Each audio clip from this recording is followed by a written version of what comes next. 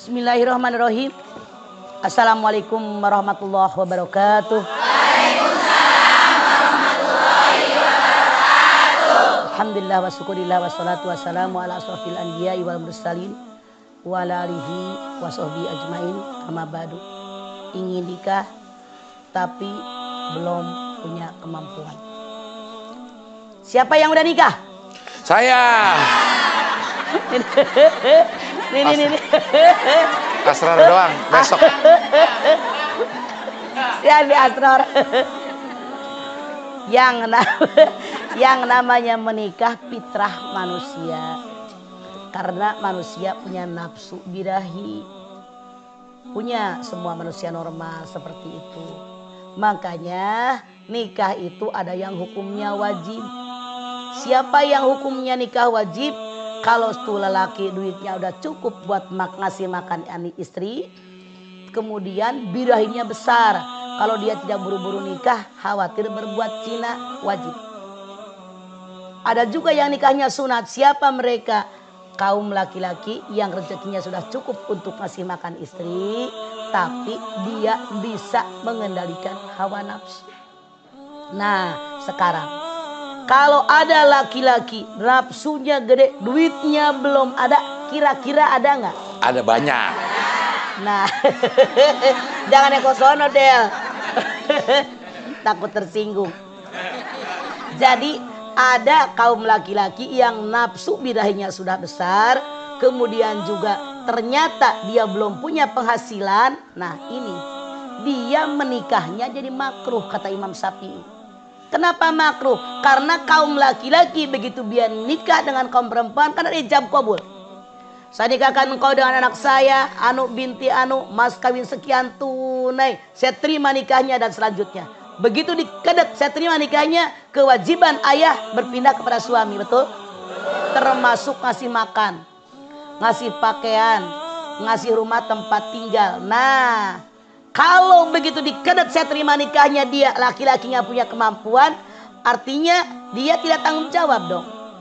Makanya Imam Syafi'i mengatakan kalau laki-laki yang belum punya penghasilan kemudian dia menikahnya makruh. Kalau orang Betawi bilang mau dikasih makan apa bini lo? Makan tuh cinta. Pernah dengar?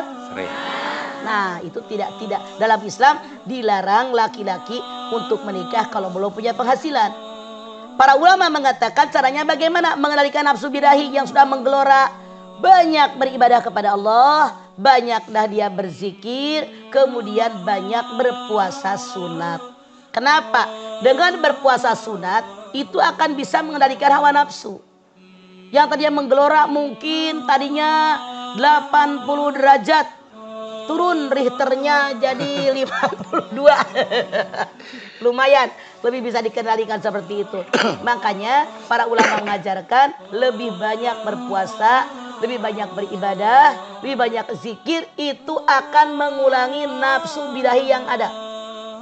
Kecuali dalam tanda kutip maaf, misalnya orang tuanya mampu, biarin deh daripada kalian berbuat zina, nikah aja, biarin deh ntar mamah yang biayain hidup, itu silakan. Tapi Anda mau nggak sebagai orang tua anak Anda nikah belum punya penghasilan, atau dalam tanda kutip anak Anda yang perempuan menikah dengan laki-laki pengangguran, mau nggak? Anda mau punya mantu yang udah punya penghasilan atau yang masih nganggur? Nah ini artinya bagi laki-laki yang belum punya penghasilan agar mereka berpikir segera nyari kerjaan, jangan hanya tinggal diam. Hari gini Masya Allah banyak sekali kok asal ada kemauan. Rasul bersabda pintu rezeki ada 10, 8 diantaranya yaitu berniaga.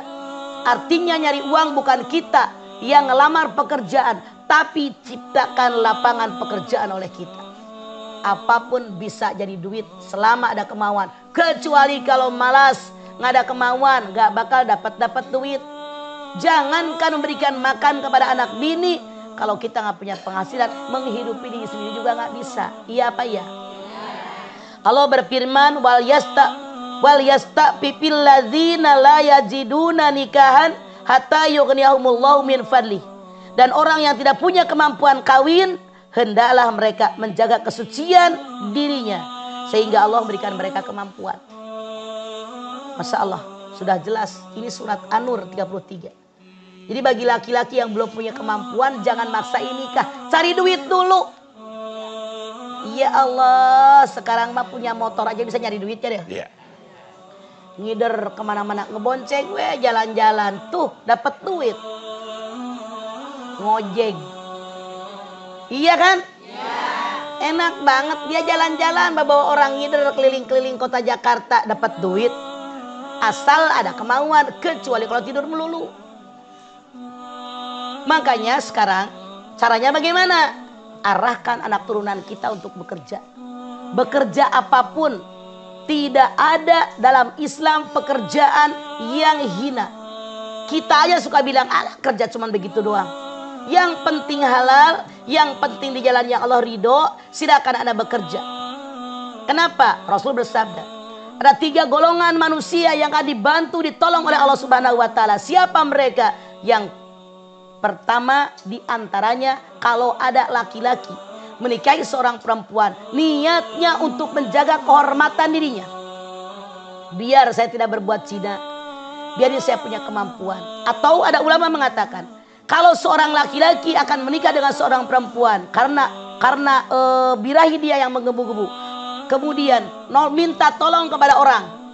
Kalau saya nonton di TV, itu orang dari Departemen Agama mengatakan nikah itu cuma 30.000.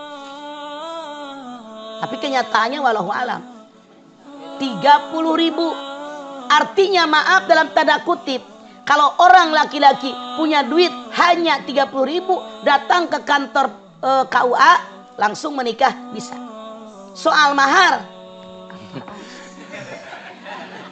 parah Besok dia mah menikahnya ya. Soal mahar itu mah tergantung. Di zaman Rasul sendiri ada sahabat yang akan menikah. Itu maharnya dengan membaca Al-Quran. Ali bin Abi Thalib saja dengan membaca kulhu 3 kali menikah dengan putri Rasulullah. Bahkan ada Rasul mengatakan, kalau kalian tidak punya uang untuk mahar, kalau perempuannya ridho walaupun dengan sebentuk cincin dari besi. Pertanyaan saya, ibu kalau punya putri Anda udah balik, udah mau dinikahkan, kalau ada cowok melamar akan memberikan maharnya dengan cincin besi, mau dikasih nggak anak perempuan ibu? Berartinya emak matre ini. Kenapa? Ini lagi ngomong bener, serius, mau nggak? Masya Allah, Bu, banyak orang yang awal kehidupannya tidak mampu. Dengan keuletan dia, Masya Allah, doa dari orang tua dan mertua, di anak melesat, ekonominya jadi bagus. Tidak sedikit orang yang awal menikah karena orang tuanya orang kaya raya, dia hidup numpang dari orang tua, sehingga calon besannya bilang kawinin aja sama dia. Karena anaknya malas, kebluk, nggak ada kemauan, hidupnya drastis jadi jatuh. Betul? Mendingan yang tadinya nggak punya karena dia udah jadi punya kemampuan, kekayaan, atau mendingan yang kaya raya jadi habis. Pilih yang mana ibu? Punya mantu. Yang namanya modal gede bagaimanapun, kalau orangnya bodoh, orangnya malas, turunan orang kaya, habis. Betul nggak? Tapi walaupun istilahnya modal dengkul, kalau dia ulet, orang tuanya ridho, mertuanya ridho, doakan sama kita, insya Allah hidup mereka bakalan susah. Yang kita jangan lupa, kebahagiaan bukan diukur dengan materi. Sebanyak apapun kekayaan, kalau orang yang bersangkutan tidak bersyukur kepada Allah, nggak bakal bahagia. Tapi insya Allah, sederhana bagaimanapun ekonomi kita, ketika kita bersyukur kepada Allah, rasa bahagia akan timbul. Makanya kalau Anda memang belum punya kemampuan secara ekonomi, saran saya segera nyari duit, berusaha kesana kemari di jalan yang Allah ridho. Insya Allah jalan keluarnya pasti ada. Allah berjanji, wa may yattaqillah yaj'al lahu mahrajan wa yarzuqhu min haitsu la yahtasib. Allah kalau berjanji tidak pernah mengelak dari janjinya. Pasti selama Anda bertakwa kepada Allah, jalan keluarnya ada. Rezeki pun pasti datang selama Anda berusaha.